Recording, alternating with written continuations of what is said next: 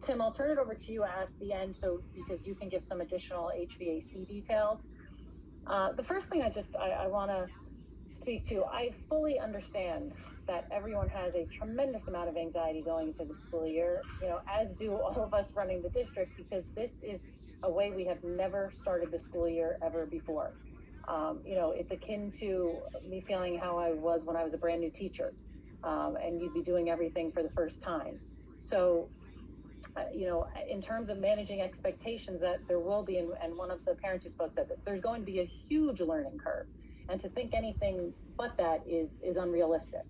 And that is why, we have, somebody asked about the time in the afternoon. The time after the students are dismissed, that time is going to be utilized for professional development for the staff, as well as extra help and support for the students. We actually are working on what the structure of that time will be, because currently, by the time the students get dismissed and the teachers get their lunch break, 12:45 to 2:40 would be the time for PD and or student support. However, we did propose to the association, because they expressed a desire to work virtually in the afternoon, that we would adjust the schedule so that they could take 12:30 to 1:30 to get home, and then we would adjust those hours at the end of the day to 1:30 to 3:25, so that we still have that same chunk of time. So that's being finalized, and we may end up starting the school year that way, but we have to work that out, because that is a contractual matter, but we are, that time will be utilized for that.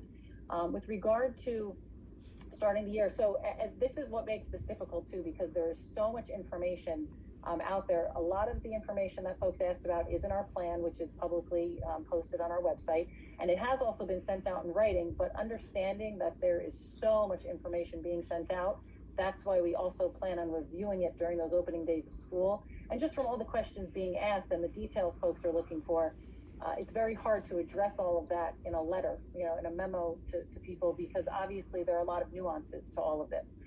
So those opening days will be focused on this, as well as that afternoon time that we have every afternoon.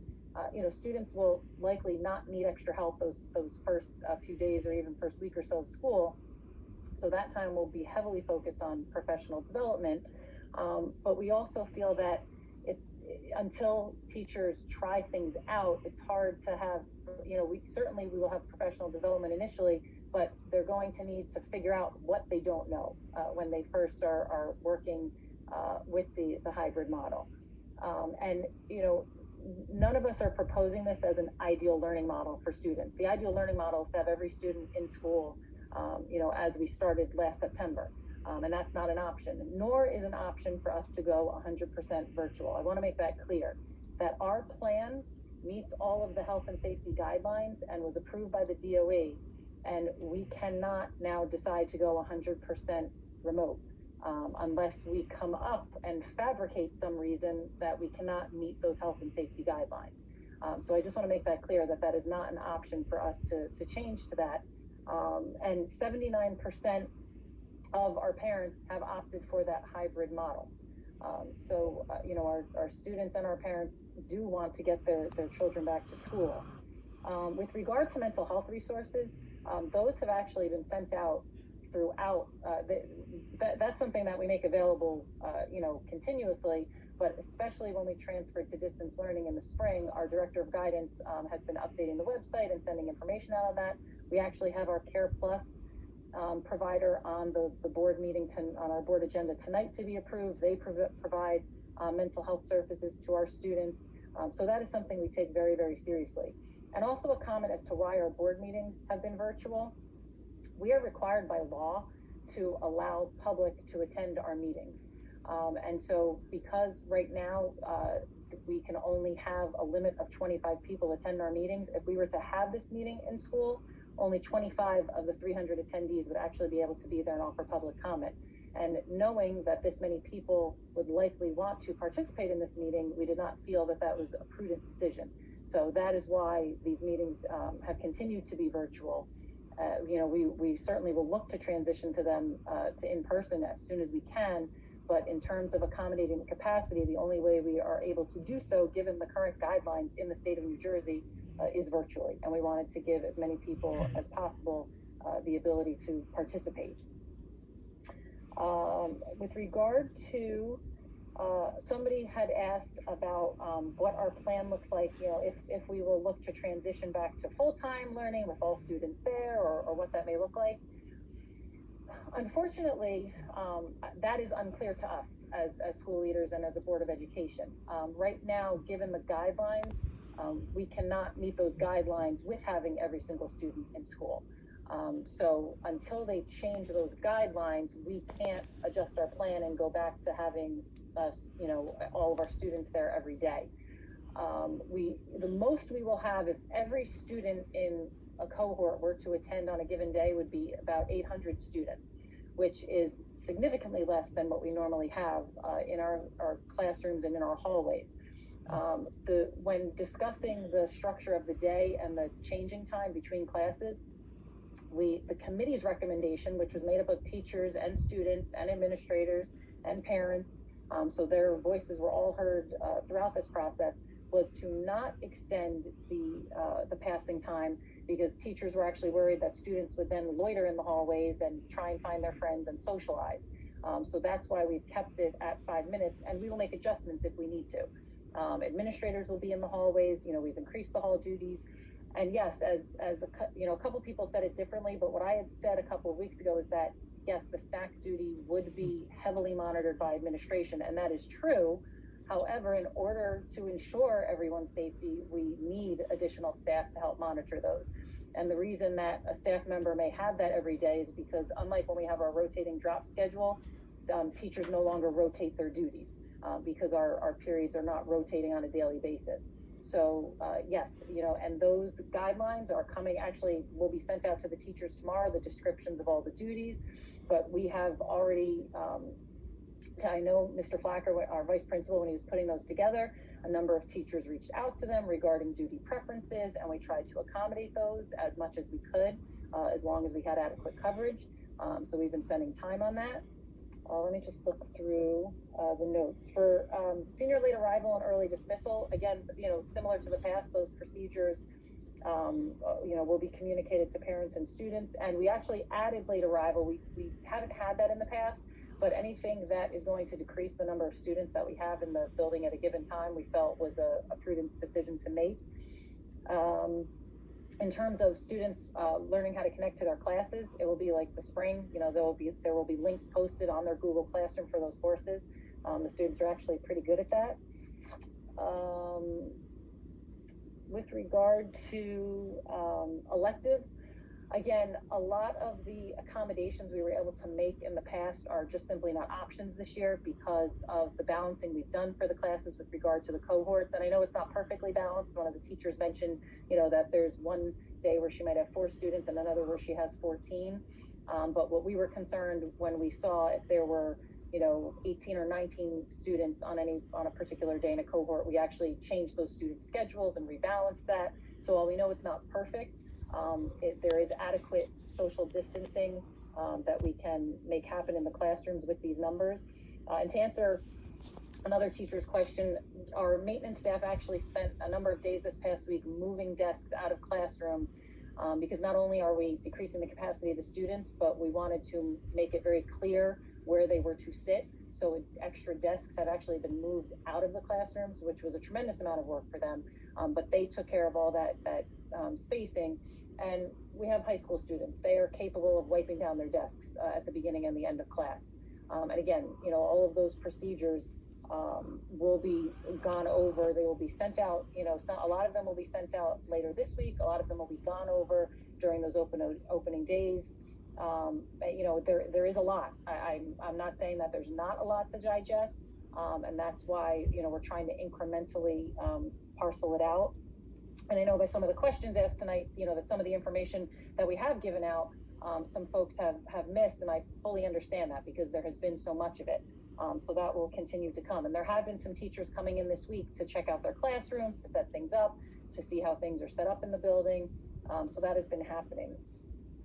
With regard to expectations for students wearing their masks and abiding by all these procedures, this is going into our handbook and will be communicated to parents, students, and staff. There will be a no tolerance policy for not following any of these health and safety guidelines. The language we've added to the handbook is very, very strong regarding this. It just simply will not be tolerated because, it's not only affecting that student's health and safety, but the rest of the students and staff health and safety. So that, absolutely will not be tolerated. And that is outlined in the student handbook, in the code of conduct. And just as a teacher enforces other classroom management expectations, this is one of those. So I have no doubt that our teachers will be able to manage their classrooms and enforce wearing masks. And as with any other student conduct expectation, they can always call on an administrator should they need assistance. With regard to managing students at home, students in the classroom, again, that is new for everyone. So it's certainly, there will be a learning curve with regard to that. We have and we've talked about this before, and it's explained in the plan, and I know, supervisors have started talking to their departments about this, and this is what we will be taking a look at next week as well in the opening days. But whatever is on the teacher's screen regarding, if they're projecting it in Google Classroom, that is what will be connected to the live stream that the students at home are seeing. And if the teacher is not presenting something technology-wise, then they actually will be able to see the students at home on their screen. But again, you have to remember there's many less students in front of you in your classroom. It's something that we're going to be working with teachers on different techniques for. Again, it's certainly, of course, not an ideal teaching situation. We'd rather have all the students in the classroom in front of the teacher, but as that is not an option, we have to look at what the other next best options are. And just because they're not perfect and ideal doesn't mean that we should discard them. It means that we need to work on them and learn and grow and actually model for our students that we are lifelong learners just like they are, and that we're willing to, to try some things out, to continuously improve. And that's what we're going to be working on. With regard to a student who is in the hybrid model, just like we do, if when they're coming to school full time, not feeling like coming to school on a particular day isn't necessarily an excused absence. So we do expect students to attend school, unless they're sick, on days when their cohort is attending in person. And with regard to people taking vacations, that's actually well established in terms of the guidelines for the state, and it's on our screening form. If you have been somewhere that is a state that requires you to quarantine for 14 days when you come home, that is what you're expected to do. So, it's not a matter of when we start or don't start school. If somebody goes away to one of those regions, or if they've been around somebody who tested positive for COVID, or they're displaying symptoms, that is all on our screening form. I think there was some confusion. Just going to get a COVID test does not preclude you from coming to school. It's only if you get a positive test. And again, I know that it's been difficult for a lot of people who have had to make tough choices not to see family for their own family's, health and safety, or if their family live in a state that is one of the states that you have to quarantine from. The staff is aware that if that happens, they have to quarantine when they come back from that. So, that's all well established and is on our forms. With regard to snack time, that is actually, it's not a social time for students. Unfortunately, they will be socially distanced. It is purely for them getting, some energy through some nutrition. But that is, they will be, 6 feet apart. They won't be sharing food. They'll be washing their hands before and after. So that's certainly not a social time. But we did feel that from the time they get on the bus in the morning, which for some of them is around 6:30, they won't be getting home till maybe 12:30 or 1 o'clock. That's 6.5 hours. I know I can't go that long without eating or drinking something, and I really doubt that growing high school students can. So we just didn't feel that was realistic. With regard to cleaning and sanitizing of classrooms and the building, that is all in our plan, which is on our website. It talks about our protocols for that. I know somebody asked about Wednesdays being virtual.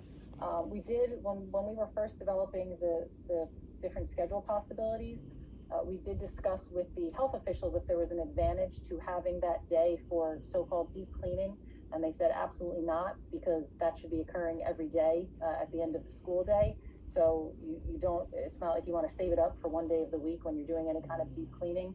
And they also didn't feel that there was any benefit to a longer time of students being out of school, just because the symptoms can manifest and not show, or show for very different ranges of time.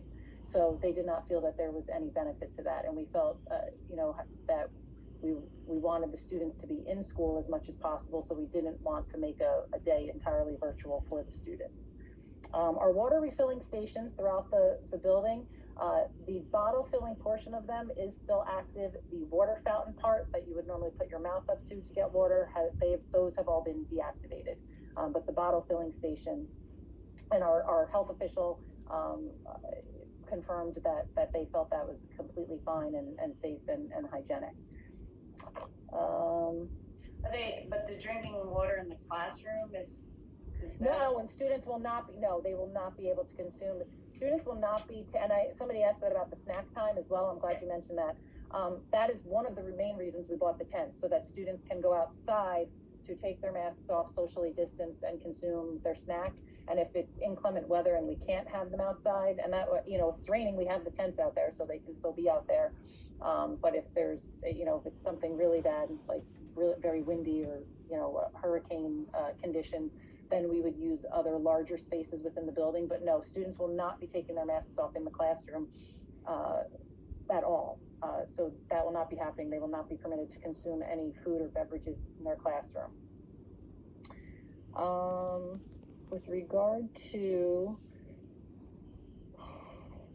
sports and clubs, the board is actually going to be meeting about those in the coming weeks.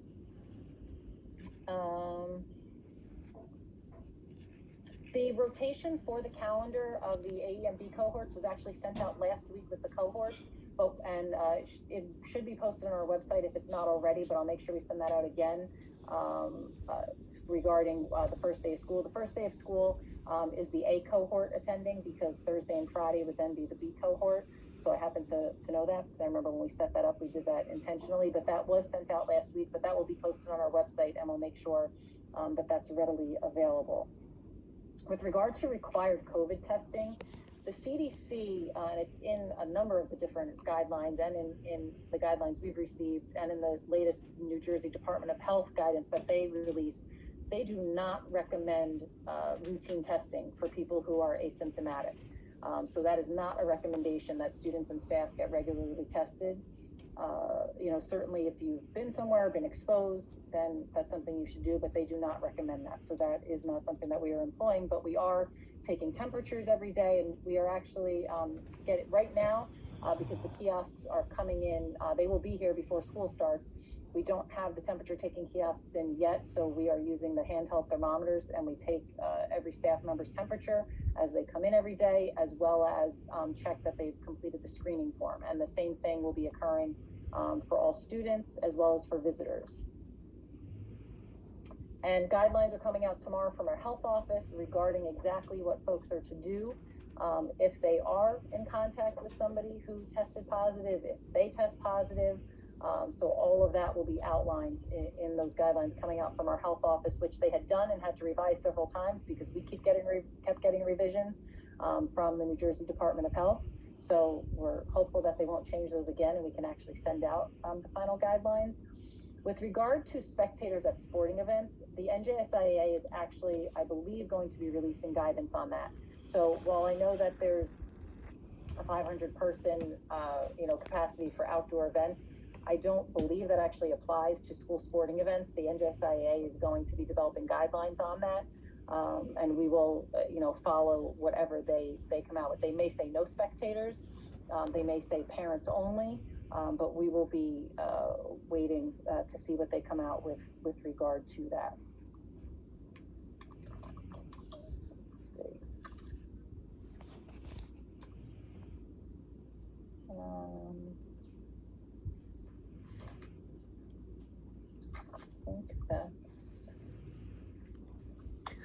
I think that's all of that. So I will just go back to the HVAC question. Some of the questions that were asked are not things that are part of any kind of guideline. So they're not things that we have checked with regard to negative air pressure. That's not in any of the recommended guidelines that we've been given to follow.